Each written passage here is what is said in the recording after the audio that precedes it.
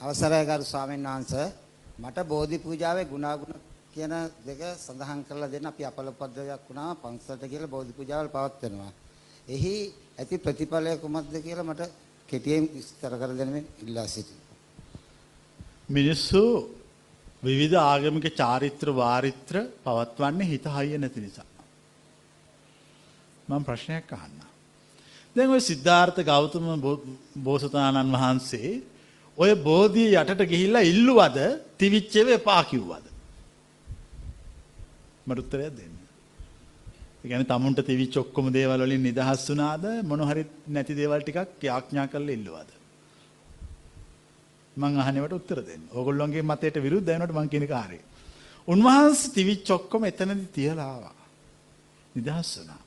අපි කරන්නේ මොකද්ද? ඈ? උන්වහන්සේ තියපු අපි ගිහිල්ලා ඉල්ලනවා.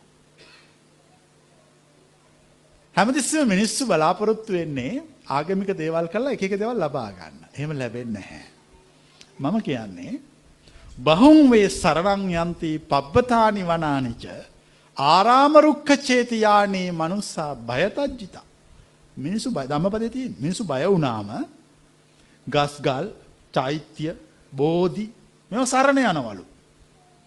ඒව සරණ යන්නේ බය නිසා. එතකොට බෝධි පූජාවේ වරදක් නෙමෙයි කියන්නේ.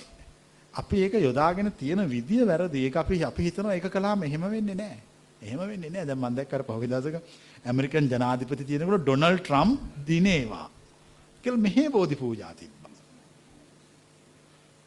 මිනිස්සු එක දේවල් විශ්වාස කරගෙන ඒ ආගමික චාරිත්‍ර කරනවා. ඉතින් ඒවයි හැබැයි ඊට වඩා හොඳ නැද්ද? අපි හිත හයිය කරගන්නවා. ජීවිතේ ඕන දෙයකට මම ලෑස්ති දැන්. මරන්නත් ලෑස්ති.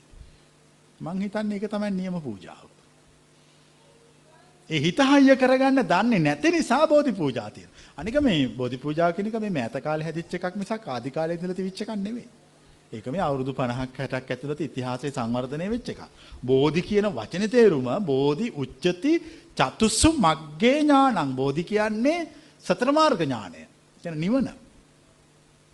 බෝධි පූජා වරදක් නෙමෙයි. නමුත් ඒක ඒ බෝධි පූජාව ඇති වෙන්න හේතුව තමයි මිහිඳු මහමුදුරුවෝ ලංකාවට එනකොට ලංකාවේ තිබේ වෘක්ෂ වන්දනාව. ඒකට ආදේශකයක් වශයෙන් තමයි බෝධි වන්දනාවට ඒක වෙනස් කරේ. ඉතින් දැන් අපි කියන්නේ මේ බෝධි පූජාව කළාට කමක් නැහැ. හැබැයි ඊට වඩා හොඳයි හිත හයිය කරගන්න එක. අනික බෝධිය ළඟට ගිහලා ඉල්ලන්න එපා එක එක දේවල්. මේක මට දෙන්න, මට විභාගේ පාස් කරලා දෙන්න.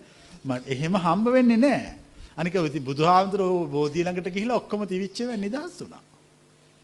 අපි එතෙන්ට ගිහලා ආයෙල්ලනවා. එහෙම ලැබෙන්නේ නැහැ. ඒක චාරිත්‍රයක් ආගමික වතාවතක් වශයෙන් කළාට කමක් නැහැ. ඊට වඩා කරන්න එපා. ඊට වඩා හොඳයි මේ කියන්නේ වහලා හිත හයිය කරගෙන ඕන එකක් වෙච්ච දෙන් කියලා හිත හයිය කරගෙන ජීවත් වුණා නම් මම කියන්නේ ගොඩාක් ප්‍රශ්න ඉවරයි.